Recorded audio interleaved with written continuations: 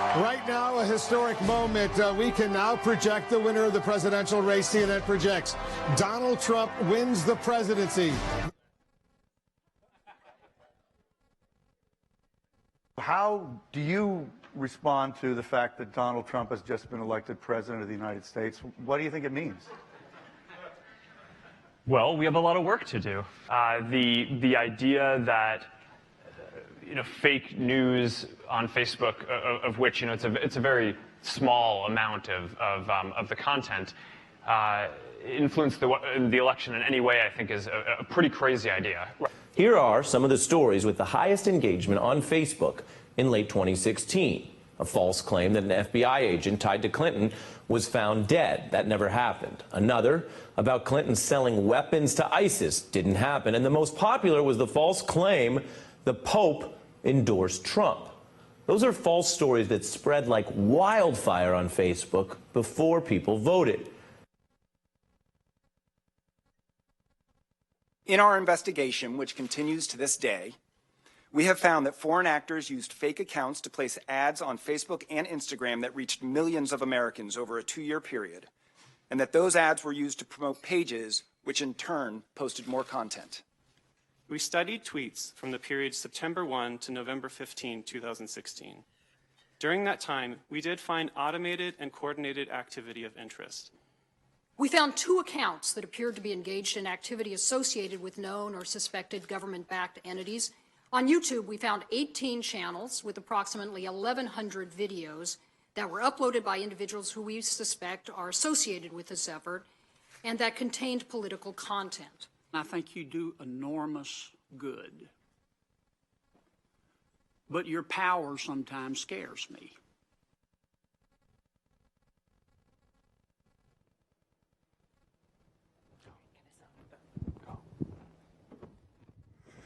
All right.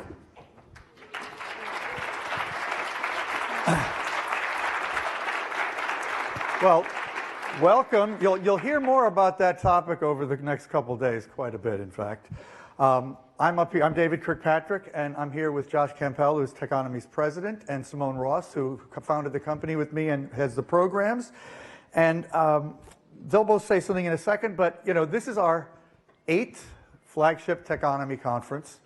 And we hope you'll come away thinking we've learned a little something in all those years, because we feel really excited about what we've got to present to you in the next couple days. There's a lot of amazing people here and some really interesting ideas that are going to come together on this stage and in other rooms as well, of course.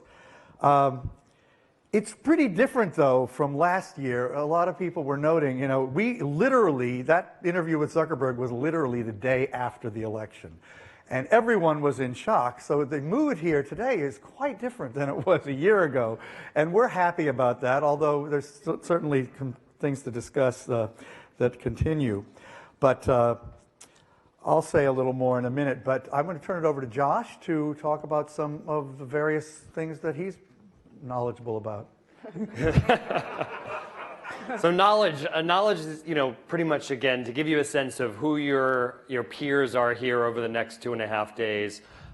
We have about 300 executives registered to be over the next couple days, which is exciting for us.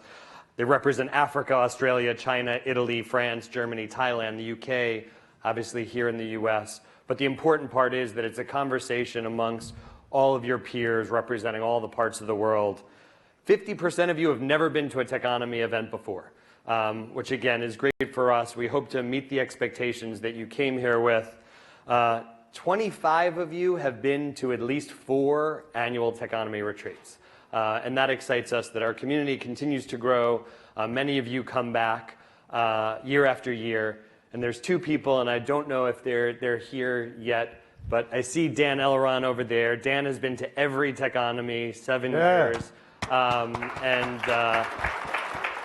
Mark Bonchek, if he's here, back in the corner here, every year. So it's great to see a lot of new faces, some of the similar faces. It's not possible to do this event without the support of our community, you guys, as well as all of our partners. And you'll hear about our partners over the next 3 days. But just to run them down, our presenting partners, Accenture, Cognizant, J&J, and Philips, our supporting partners, IBM, Pitney Bowes, Turner, and Verizon, and as well as Getty and Grayling.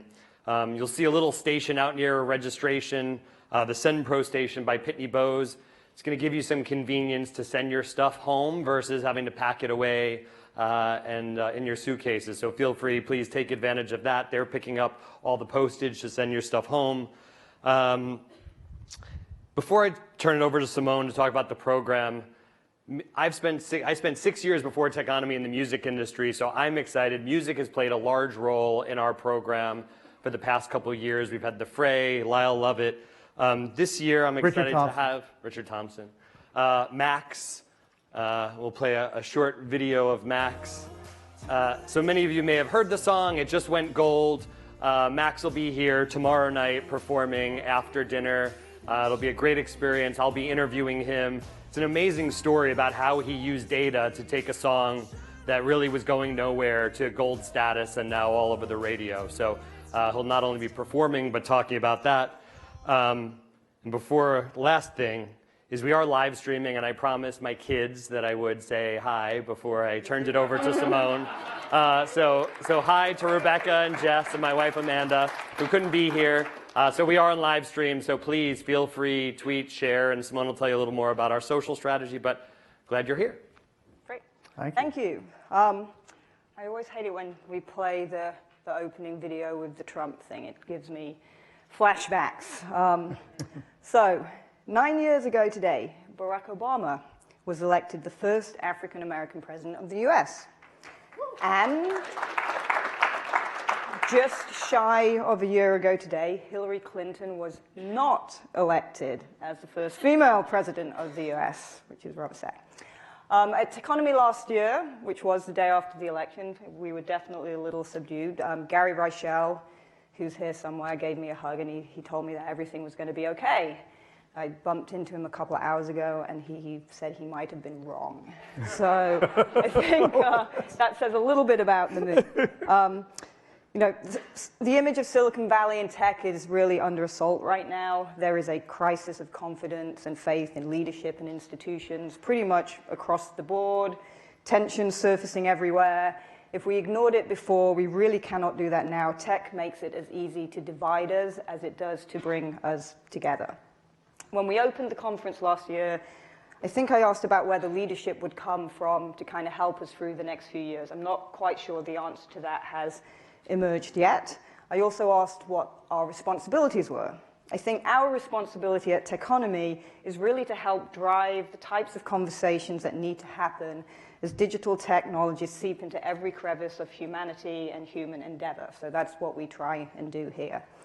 A key thread over the next 3 days is the role of the tech giants in this and the impact these technologies are having as they infiltrate our core political, social, and economic institutions.